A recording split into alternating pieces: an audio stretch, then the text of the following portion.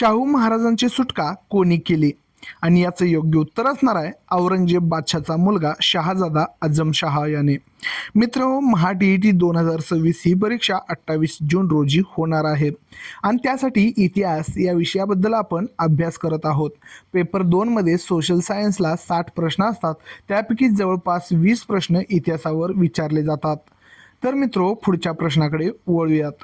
शाहू महाराजांना कैदेतून सोडण्यामागे आझमशहाचा कोणता हेतू होता? आणि याचं योग्य उत्तर असणार आहे महाराणी ताराबाई व शाहू महाराज यांच्यात गादीसाठी कलह व्हावा आणि मराठ्यांचे सामर्थ्य यात खर्ची पडेल असा त्याचा विचार होता. बघा, शाहू महाराजांना कैदेतून सोडण्यामागे आझमशहा महाराणी ताराबाई व शाहू महाराज यांच्यात गादीसाठी कलह होईल आणि मराठ्यांचे सामर्थ्य खर्ची पडेल असा विचार होता, म्हणून तो त्यांना कैदेतून सोडला होता. पुढचा प्रश्न आहे, कैदेतून सुटका झाल्यावर शाहू महाराज कोणत्या दिशेला निघाले? आणि याचं योग्य उत्तर आहे महाराष्ट्राकडे. कैदेतून सुटका झाल्यानंतर शाहू महाराज महाराष्ट्राकडे निघाले होते.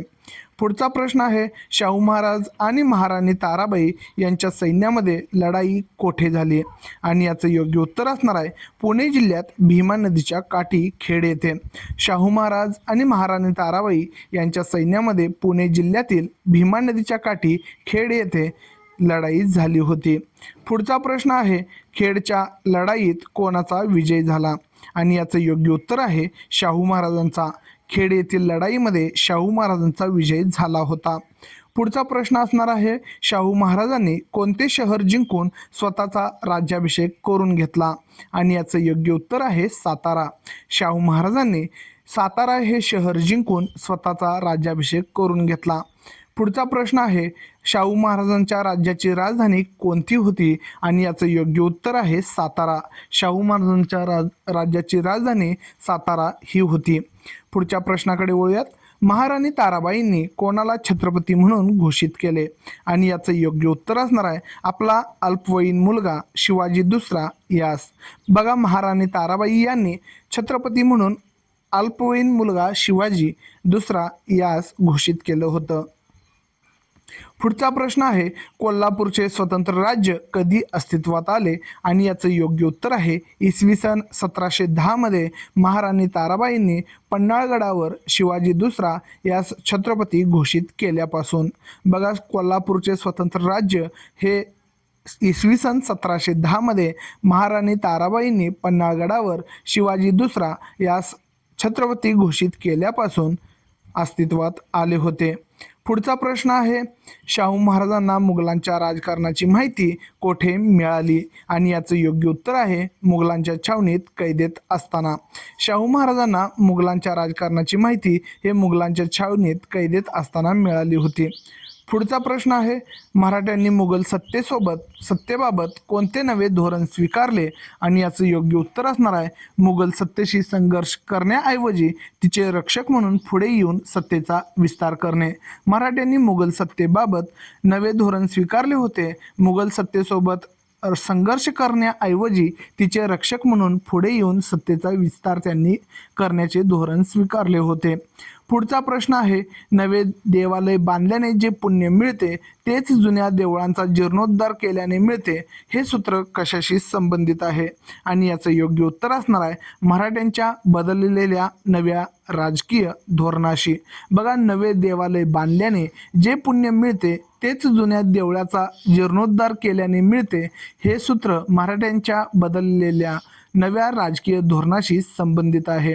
पुढचा प्रश्न आहे, 18व्या शतकाच्या उत्तरार्धात मराठ्यांनी कोठपर्यंत आपल्या सत्तेचा विस्तार केला? आणि याचं योग्य उत्तर असणार आहे जवळजवळ भारतभर. 18व्या शतकाच्या उत्तरार्धात मराठ्यांनी आपल्या सत्तेचा विस्तार जवळजवळ भारतभर केला होता. पुढचा प्रश्न आहे, मुघल सत्तेला वायव्येकडून कोणत्या आक्रमणांची भीती होती? आणि याचं योग्य उत्तर आहे इराणी आणि अफगाणी आक्रमणाची. बघा, मुघल सत्तेला वायव्येकडून इराणी आणि अफगाणी आक्रमणांची भीती होती. पुढचा प्रश्न आहे, मुघल सत्तेला आसपासच्या कोणत्या स्थानिक सत्ताधीशांचा धोका होता? आणि यामध्ये योग्य उत्तर असणार आहे पठाण, राजपूत, जाट आणि रोहिले. बघा, मुघल सत्तेला आसपासच्या पठाण, राजपूत, जाट आणि रोहिले या स्थानिक सत्ताधीशांचा धोका होता. पुढचा प्रश्न आहे, दिल्ली दरबाराला मराठ्यांच्या सहाय्याची गरज का निर्माण झाली? आणि याचं योग्य उत्तर असणार आहे अंतर्गत स्पर्धा, संघर्ष आणि परकीय आक्रमणांमुळे मुघल सत्ता आतून पोखरून निघाल्यामुळे. बघा, दिल्ली दरबाराला मराठ्यांच्या सहाय्याची गरज ही अंतर्गत स्पर्धा, संघर्ष आणि परकीय आक्रमणांमुळे मुघल सत्ता आतून पोखरून निघाल्यामुळे गरज निर्माण झाली होती. पुढचा प्रश्न आहे, शाहू महाराजांनी कोणाला पेशवा म्हणून नियुक्त केले? आणि याचं योग्य उत्तर असणार आहे बाळाजी विश्वनाथ भट्ट यांना. शाहू महाराजांनी बाळाजी विश्वनाथ भट्ट यांना पेशवा म्हणून नियुक्त केले होते. पुढचा प्रश्न आहे, बाळाजी विश्वनाथ मूळचे कोठले होते? आणि याचं योग्य उत्तर आहे कोकणातील श्रीवर्धन गावचे. बघा, बाळाजी विश्वनाथ भट्ट हे कोकणातील श्रीवर्धन या गावचे होते आणि त्यांना शाहू महाराजांनी पेशवा म्हणून नियुक्त केले होते. पुढचा प्रश्न आहे, मराठा आरमाराचा प्रमुख कोण होता ज्याने सुरुवातीला महाराणी ताराबाईंची बाजू घेतली होती? आणि याचं योग्य उत्तर आहे कान्होजी आंग्रे. बघा, मराठा आरमाराचा प्रमुख कान्होजी आंग्रे होते आणि त्यांनी महाराणी ताराबाई यांची बाजू घेतली होती. पुढचा प्रश्न आहे, बाळाजी विश्वनाथ यांनी कान्होजी आंग्रे यांच्या विरुद्ध कोणती रणनीती वापरली? आणि याचं योग्य उत्तर आहे युद्ध टाळून मुत्सद्देगिरींनी त्यांना शाहू महाराजांकडे वळवले. बघा, बाळाजी विश्वनाथ यांनी कान्होजी आंग्रे यांच्या विरुद्ध जी रणनीती वापरली होती ते म्हणजे युद्ध टाळून मुत्सद्देगिरीने त्यांना शाहू महाराजांकडे वळवले होते. पुढचा प्रश्न आहे, बाळाजी विश्वनाथ यांनी मुघल बादशाहकडून चौथाई आणि सरदेशमुखीच्या सनदा कधी मिळवल्या? आणि याचं योग्य उत्तर असणार आहे 1719 मध्ये. बाळाजी विश्वनाथ यांनी मुघल बादशाहकडून चौथाई आणि सरदेशमुखीच्या सनदा 1719 मध्ये मिळवल्या होत्या. पुढचा प्रश्न आहे, दिल्ली दरबारात वर्चस्व निर्माण करणारे सय्यद बंधू कोण होते? आणि याचं योग्य उत्तर आहे अब्दुल्ला म्हणजे हसन आणि हुसेन अली. बघा, दिल्ली दरबारात वर्चस्व निर्माण करणारे सय्यद बंधू म्हणजे अब्दुल्ला म्हणजेच हसन आणि हुसेन अली होते. पुढचा प्रश्न आहे, चौथाई म्हणजे महसुली उत्पन्नाचा किती भाग होय? आणि याचं योग्य उत्तर असणार आहे 1/4. चौथाई म्हणजे 1/4 भाग होय. पुढचा प्रश्न आहे, सरदेशमुखी म्हणजे महसुली उत्पन्नाचा किती भाग होय? आणि याचं योग्य उत्तर असणार आहे 1 हा भाग म्हणजे सरदेशमुखी होय. हा प्रश्न विचारली जाण्याची शक्यता जास्त आहे. चौथाई आणि सरदेशमुखी हे लक्षात ठेवायचं आहे. पुढचा प्रश्न आहे, बाळाजी विश्वनाथांच्या मृत्यूनंतर शाहू महाराजांनी कोणाला पेशवेपदी नेमले? आणि याचं योग्य उत्तर आहे त्यांचा मुलगा बाजीराव पहिला यास. बघा, बाळाजी विश्वनाथ यांनी मृत्यूनंतर शाहू महाराजांनी त्यांचा जो मुलगा आहे बाजीराव पहिला यास पेशवेपदी नेमले होते. पुढचा प्रश्न आहे, पहिल्या बाजीरावाचा पेशवेपदाचा कार्यकाळ कोणता होता? आणि याचं योग्य उत्तर आहे इसवी सन 1720 पासून पुढील 20 वर्ष. पहिल्या बाजीरावाचा पेशवेपदाचा कार्यकाळ इसवी सन 1720 पासून पुढील 20 वर्षे होता. पुढचा प्रश्न आहे, मुघल बादशाह फरुख सियर याने दख्खनचा सुभेदार म्हणून कोणाची नेमणूक केली होती? आणि याचं योग्य उत्तर आहे निजाम उल मुल्क याची. बघा, मुघल बादशाह फरुख सय्यर याने दख्खनचा सुभेदार म्हणून निजाम उल मुल्क याची नेमणूक केली होती. पुढचा प्रश्न आहे, बाजीरावाने निजामाचा पराभव औरंगाबाद जवळ कोठे केला?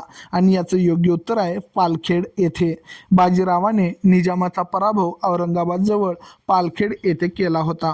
पुढचा प्रश्न आहे, आजच्या मध्य प्रदेशातील कोणता भाग मुघलांच्या ताब्यात होता जो बाजीरावाने जिंकला? आणि याचं योग्य उत्तर आहे माळवा. आजच्या मध्य प्रदेशातील माळवा हा भाग मुघलांच्या ताब्यात होता जो बाजीरावाने जिंकला. पुढचा प्रश्न आहे, बाजीरावाने माळव्यात कोणाच्या नेतृत्वाखाली मराठी सैन्य पाठवले होते? आणि याचं योग्य उत्तर आहे आपला भाऊ चिमाजी आप्पा यांच्या नेतृत्वाखाली. आणि यांच्या सोबतीला मल्हारराव होळकर, राणोजी शिंदे आणि उदाजी पवार होते.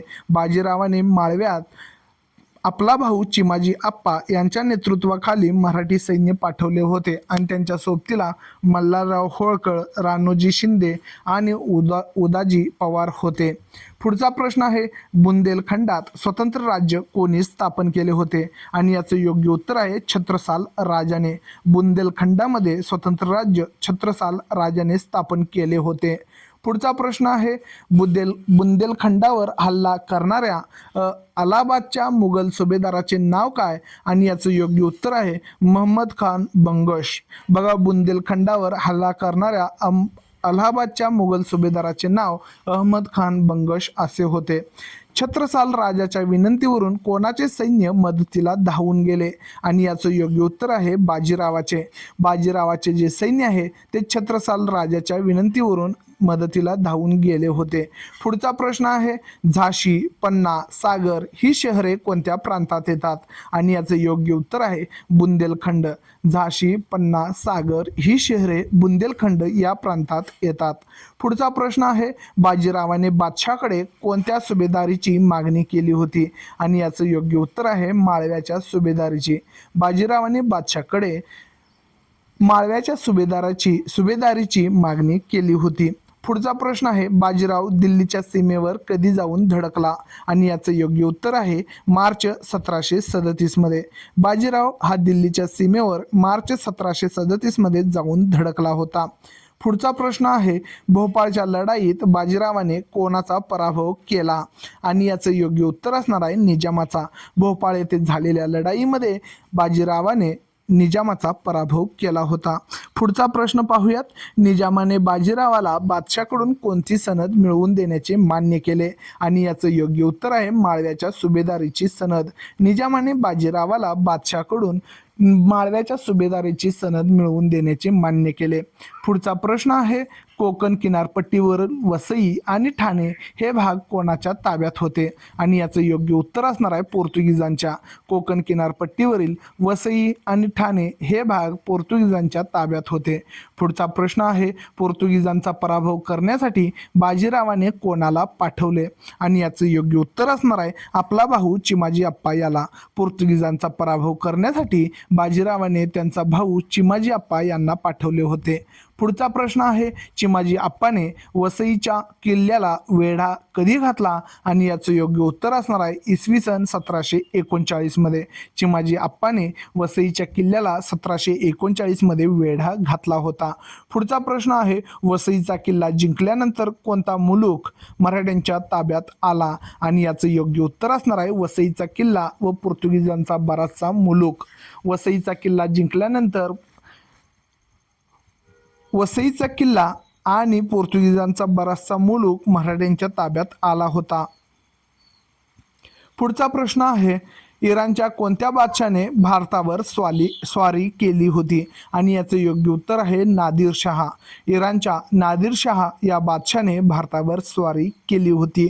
पुढचा प्रश्न आहे, बाजीरावाचा मृत्यू कधी आणि कोठे झाला? आणि याचं योग्य उत्तर आहे एप्रिल 1740 मध्ये नर्मदा काठी रायवेरखेडी येथे. बाजीरावाचा मृत्यू हा एप्रिल 1740 मध्ये नर्मदेच्या काठी रायवेरखेडी या गावी झालेला होता. पुढचा प्रश्न आहे, बाजीरावाच्या काळात कोणती मराठी घराणी पुढे आली? आणि याचं योग्य उत्तर आहे शिंदे, होळकर, पवार आणि गायकवाड. बघा, बाजीरावाच्या काळामध्ये शिंदे, होळकर, पवार आणि गायकवाड ही घराणी पुढे आली. पुढचा प्रश्न आहे, मराठ्यांच्या सत्तेला अखिल भारतीय पातळीवर प्रबळ सत्ता म्हणून स्थान कोणी मिळवून दिले? आणि याचं योग्य उत्तर आहे पहिला बाजीराव पेशवे यांनी. मराठ्यांच्या सत्तेला अखिल भारतीय पातळीवर प्रबळ सत्ता म्हणून पहिला बाजीराव पेशवे यांनी स्थान मिळवून दिले. पुढचा प्रश्न आहे, छत्रसाल राजाचे राज्य कोठे होते? आणि याचं योग्य उत्तर आहे बुंदेलखंडात. पुढचा प्रश्न आहे, बाजीराव कोणाचे पत्र मिळताच मदतीला धावून गेले होते? आणि याचं योग्य उत्तर आहे छत्रसाल राजाचे. पुढचा प्रश्न आहे, पोर्तुगीजांचा पराभव कोणी केला? आणि याचं योग्य उत्तर असणार आहे चिमाजी अप्पा यांनी. पुढच्या प्रश्नाकडे वळूयात, बाळाजी विश्वनाथ मूळचे कोठले होते? आणि याचं योग्य उत्तर आहे कोकणातील श्रीवर्धन गावचे. पुढचा प्रश्न आहे, आझमशहाने शाहू महाराजांची सुटका का केली? आणि याचं योग्य उत्तर आहे, मराठ्यांमध्ये गादीसाठी कलह होऊन त्यांचे सामर्थ्य खर्ची पडेल या हेतूने. पुढचा प्रश्न आहे, चौथाई म्हणजे काय? आणि याचं योग्य उत्तर आहे, महसुली उत्पन्नाचा 1/4 भाग म्हणजे चौथाई होय. आणि सरदेशमुखी म्हणजे काय? आणि याचं योग्य उत्तर आहे, महसुली उत्पन्नाचा 1 भाग म्हणजे सरदेशमुखी होय. मित्रो, हा व्हिडिओ येथे संपलेला आहे. असेच व्हिडिओ पाहण्यासाठी आमच्या चॅनलला सबस्क्राईब करायला विसरू नका. भेटूया आणि एका नवीन व्हिडिओमध्ये.